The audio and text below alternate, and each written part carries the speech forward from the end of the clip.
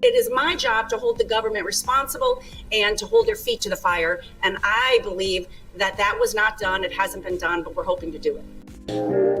Welcome to the Only Male Cruise Show, the podcast. I am the Only Male Cruise. Be sure to hit the like button, share, subscribe, leave a comment. You know I want to hear from you. Copyright disclaimer regarding fair use is in full effect. The views and opinions expressed in this show, you guessed it, they're all mine. Let's go to work.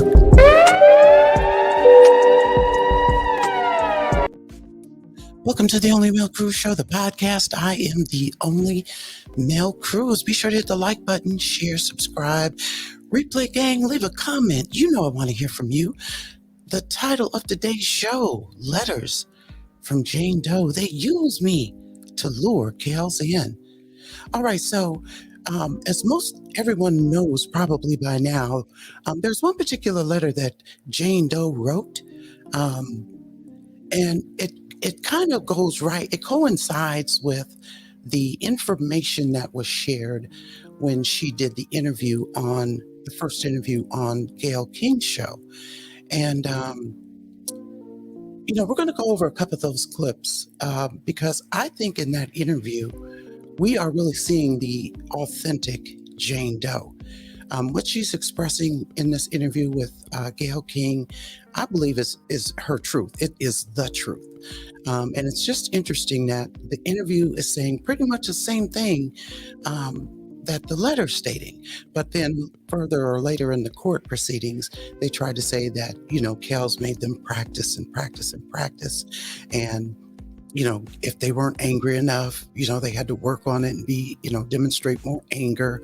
But I don't think that part, I think that part is a lie. I believe what we're going to see here, and you all have probably seen it, but these pieces we're going to look at here, yeah, it's the real Jane Doe. So let's check this out. Truman told us there is nothing inappropriate about their arrangement with the 52-year-old singer. What is your relationship, both of you, with R. Kelly? We're with him. That's our relationship. We're with him. Yeah, that's what it is. And we're in a relationship with him. Right. You just said it. A very strong relationship as well. Both of you? Yes, most definitely. How do we say this without being inappropriate? Is this a three-way relationship, or do you each have a separate relationship with him? How does this work? Well, both I'm of curious. those. Yeah. We both have our individual relationships with him, and we all are family all together. We have our moments where we sit and watch movies all together. We go to amusement parks all together. And that's the real Jane Doe, y'all. And I mean, even what she's doing here, when you read the transcripts about her testimony, when she's testifying or when she's being cross-examined by Kennick, what's not happening is we're not seeing her come this strong. She's even stumbling on the misstatements that yes, it was there. No, I didn't do it. Yes, I did it. You know what I mean? But here we're getting some real authenticity. Now, this is the part that if y'all don't think she's being 100, she's going to show you 100 right here. I'm not talking about Azrael going to movies and sitting watching, going to parks.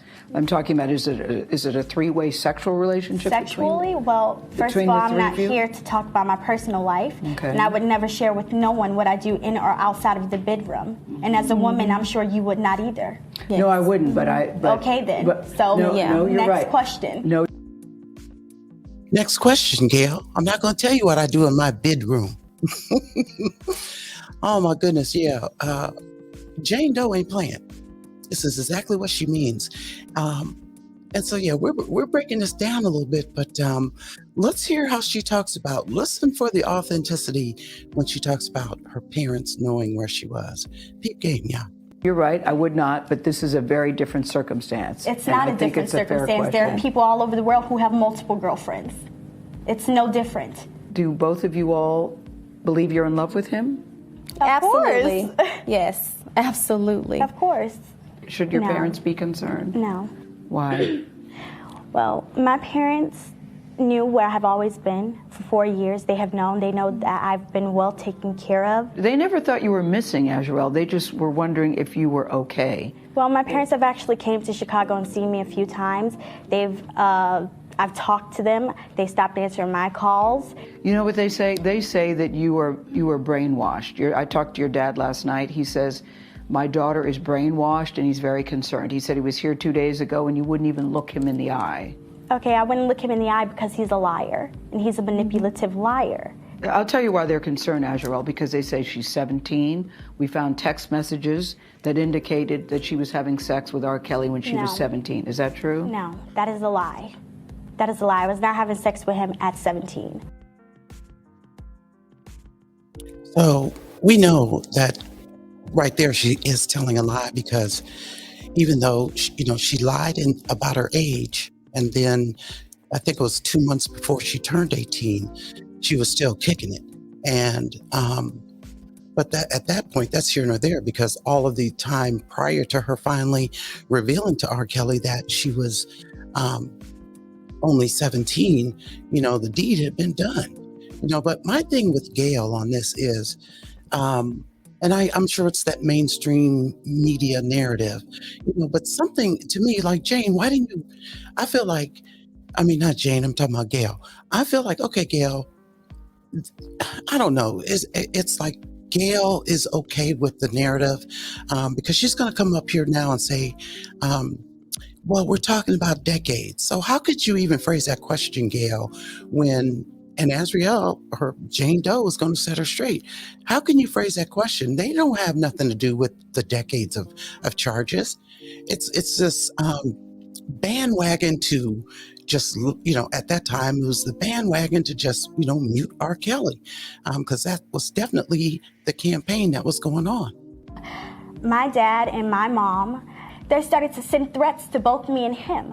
They said, oh, I'll put all your naked pictures all over the world. I'm going to ruin you. I'm going to ruin him. If he doesn't send $20,000 to this bank account by Monday, oh, I'm going to put everything out there, and then $10,000 after that. You're trying to solicit me like I'm some hoe. I'm not. I'm your child. Exactly.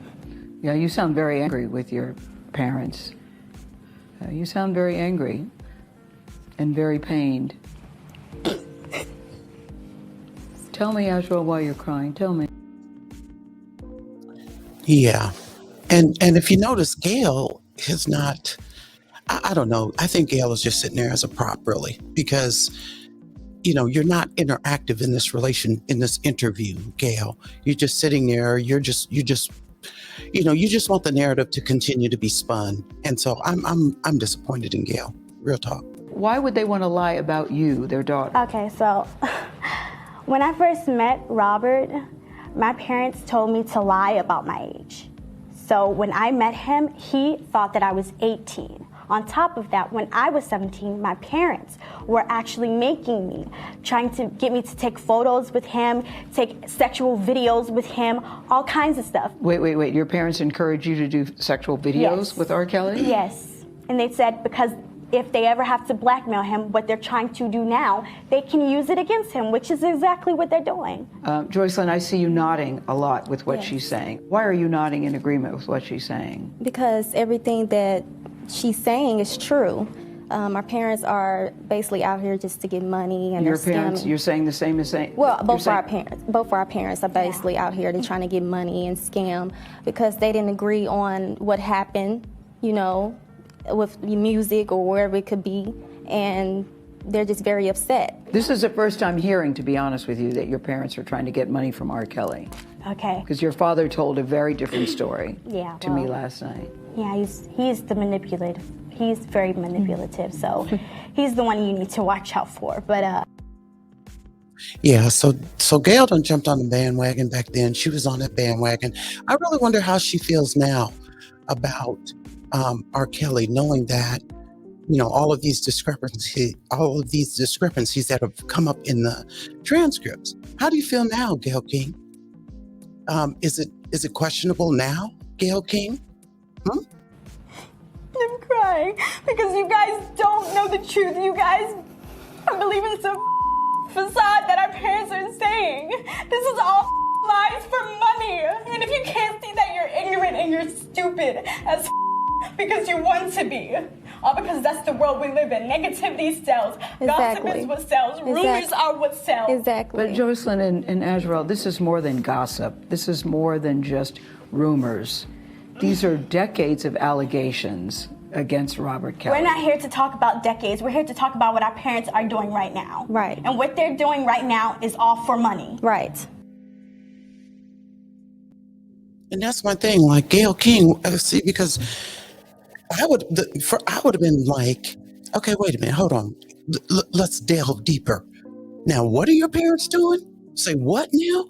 You know, but when you've already drank the Kool-Aid and you're on that mute R. Kelly bandwagon, then of course you're not going to delve any further. Hey, Gail King, how do you feel about this? How do you feel about all these inconsistencies that have gone on in this New York trial with R. Kelly? Is he still guilty in your eyes, Gail King? Did any of the things that AUSA Elizabeth Geddes do, does that make you look twice at maybe this was a setup? I would really like to know, because this is out of control. I believe that interview we just looked at, that was the real Jane Doe. So let's get into the letter. Now, just to set it up real quick, what's going on in the letter? So they're in the courtroom and there's a little back and forth. Oh, can I see you at the, can we do a sidebar? Can I have 2 minutes? I need to talk to you, Judge, or whatever. Because Geddes doesn't necessarily want her to get in here and read the whole letter. And I think the judge is like, well, how long is it going to take? Is it going to go into our break? I mean, what's up? So anyway, they have this back and forth process, and they finally get to where they're going to have Jane Doe read this letter. And Kanik says, okay, well, go ahead, read this document, and I'm going to take a seat. And here it goes. Brother, the reason I haven't been texting or calling you is because of a few reasons. Number one is because I had to take my time and really think about everything Ma and Pops has done to try and ruin happiness. Number two, I came at that Florida to see you because I want to give us a chance as brother and sister to see if I could trust you and confide in you. Seeing as though I can't do that with Ma and Pops, on top of all that, I really have missed you. But none of that means anything if you are going to act like them and try to talk me out of being happy, because that is exactly what I am with Robert. And no matter what, that you should be respected, even if someone doesn't like it. I'm sorry. And no matter what, that should be respected, even if someone doesn't like it. You have idea what Pop, Ma, and Pops tried to do to Robert in the beginning? They literally used me to lure him in so that they could blackmail him and do all that ish that they were doing right now. And the reason I know this is because I was getting ready, and then Mr. Kanik jumps in and he goes, could you slow down a little? And here goes y'all favorite AUSA. Objection. And then, oh yes, and our favorite judge of the year. Why don't you let me manage that part, okay? Now, sorry. Okay, keep reading, but don't go too fast. And Jane Doe says, okay, and I'm going to back up a little bit. And then she starts. They literally used me to lure him in so they could blackmail him and do all of the ish they're doing right now. And the reason is because I was getting ready to go along with their BS as well. But the only reason I was going to do it is because I liked him and thought he was interesting. But once I came around him and got to know him, my friendship and love for him became genuine because he showed me nothing but love, and respect. He's a real person. He's fun, and he has nothing but respectful. And he was nothing but respectful when he came to meet Ma and Pops, and even you. But unfortunately, Ma and Pops never changed their minds or heart about what it is that they wanted from him. Because Ma continued to nag me about sleeping with him and trying to get me to take as many pictures and videos as I could of him and me, because she said to me that she wanted to use those pictures and videos to blackmail him in case he didn't want to do what they asked of him. Ma and Pops even told me in the beginning to lie about my age, because they said if he knows that I'm 17, he wouldn't even mess with me at all. So I lied and said I was 18. As a matter of fact, Ma told me to go to his hotel room wearing something tight and sexy, something that made me look grown, and she wanted me to be all over him sexually and stuff. But honestly, when I got there, I felt stupid when I walked in the room because he wasn't even coming on to me. So I started switching up the plan and telling him about myself. We talked about music, and I told him that I sing, but nothing serious, because even though Ma and Pops want that for me, I wasn't 100% sure that's what I wanted for me. However, while we were talking, someone started banging on the door, and when Rob looked through the peephole, he said it was 4 policemen outside the door. Then he let them in, and they asked me my name and how old I was. I gave them my name, and I lied and told them I was 18. The reason I did that is because Ma and Pops had already told me to tell Robert I was 18, and which I did. So I would have sounded stupid telling the police I was 17 right in front of Rob. So they told me my mom and dad was looking for me and was worried for me. And I knew right away that was a lie, because they're the ones that told me to go to his room. They also told the police on speakerphone I was 18 and old enough to make my own decisions, which is why the police left and there was no problem. That's another reason I know that they're trying to set him up, but after the police came in the room and saw that there wasn't any wrongs doings going on, Ma and Pops realized that their plan pretty much didn't work. So obviously, they decided to back off of their plan at that time. Brother, I'm telling you the truth. I cannot make this up. Then later on, after I started getting to know him, and what I mean by that is becoming friends, I admit I started developing feelings for him and went from being excited to be around R. Kelly, the celebrity, to falling in love with Robert, the person. And even though I wanted to have sex with him and actually hinted towards that a few times, I backed up from it because he was not showing the same interest. And I told Ma that on several occasions, but she just kept pushing me, just trying to make me have some type of sexual relationship with them. And the more that happened, the more I started feeling like a hoe, because I started realizing that my own parents were just using me and my vagina to get money from R. Kelly. And when it finally hit me hard, it broke my heart into pieces. And I decided that day, while I was in Chicago, to tell him the truth. Even though I was scared that he might not want to be around me again, it was something I knew I had to do because I really felt nasty on the inside. I also realized that at that moment is that I'm nothing like Mom and Pops. So I told him I was 17 and how my parents had convinced me to tell him I was 18. He was not mad about it. For one, because we hadn't done anything sexually. But he did tell me I had to go home right away, and I cried so bad.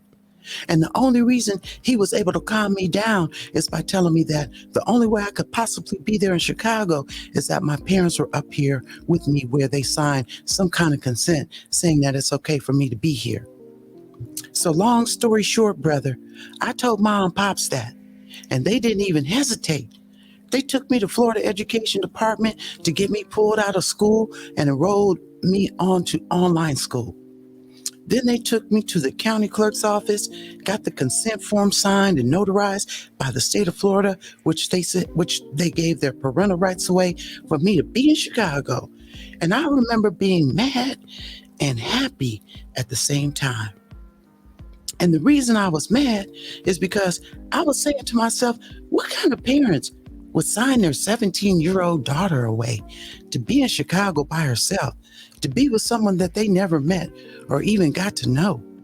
And the reason I was happy was because honestly, by this time, even though Rob didn't know it, but I had fallen in love with him and I wanted to be around him for that reason. And seeing what Mom and Pops had done to me, having a clear understanding of them trying to use me for their own financial gain, I wanted to be as far away from them as possible, because all Ma would do every time I talked on the phone is threaten me, curse me out. She would tell me that they were going to destroy R. Kelly's career through social media, talk shows, or whatever they could do if I didn't start sending them money. And at first, I didn't tell Robert stuff in fear that he would send me back home, because I knew he would not want to deal with all of that. Pops actually started asking R to use his lighting company to do his shows. But Rob told him he already had a lighting company that he had been using for 20 years, and they already knew his show. And Pops didn't like that at all. Then Mom and Pops came to me and tried to get me to convince Robert to team up with them and put his name and logo on a dildo that had a Bluetooth and would play his music while people had sex. I told them I was not going to talk to him about that because I was uncomfortable having that kind of combo with him. And besides, I thought it was a ridiculous idea. So they decided to bring the dildos to his show. After his show was over, Mom and Pops was backstage with R. Kelly, and Mom pulled a dildo out in front of me and everybody, trying to get Rob to sign a letter of consent and being in business with them. And out of respect for them, because they were my parents, he took the paper but did not sign it. And later on told them he didn't feel comfortable being a part of something like that. And that's another thing that they didn't like. And I remember Ma telling Robert and me that she didn't care if we had sex or whatever because I'm grown and can do whatever I want. And by this time, I'm 18. She said, let her be a driver. And that didn't happen at that time. I had been to multiple shows and living in Chicago, but at that time, I was continuing to be threatened by Ma because she was not getting any money from Robert or me. I told her several times while I was even 18 that we were not doing anything sexually, and she would just get really angry with me when I would tell her that. She got so angry that I didn't even think she realized that she was texting all those threats and what she would do. But she even texts Rob, since you, my daughter, you need to send $20,000 to this bank account and then $10,000 every month after.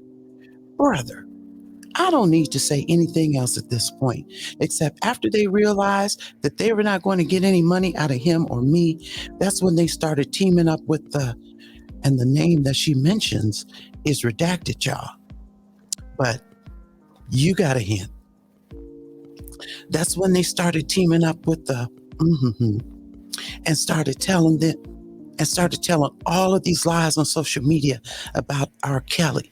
They started digging in his past, finding old girlfriends that are mad that things didn't work out between R. Kelly and them, playing the concerned parents role, acting like their daughter is missing, held captive in sex cults, and all the other lies.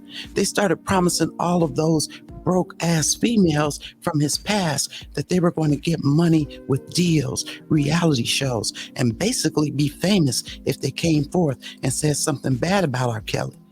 They even coached them on what to say. But I have never been any of those things. As a matter of fact, since I've been with him, it has been the total opposite. For the last time, I'm happy with Robert. I'm happy with R. Kelly, or whatever else you want to call him. And I wouldn't trade him for the world. Now, people can believe that or not, because I honestly don't care what the hell they believe at this point, because I'm totally over it. Y'all, I'm sorry, but this letter came out This really is essentially everything she said on the Gail King show, or on that interview with Gail King. That's everything she said on that Gail King show. And the name that was redacted was the name that was on the Gail King show, on that Gail King interview as well, I presume, because the name's redacted, allegedly. So the point is that free Kelz, y'all. Just free Kelz, because it's so much going on. And Gail King, what's T? Where do you stand now? You still want to have R. Kelly sit in jail because the AUSA, the government, trumped up some charges, manipulated evidence, and you want him in jail because of decades? So he's not allowed to have a fair trial because of decades of stuff. So thankfully, Bonjean is still on the case.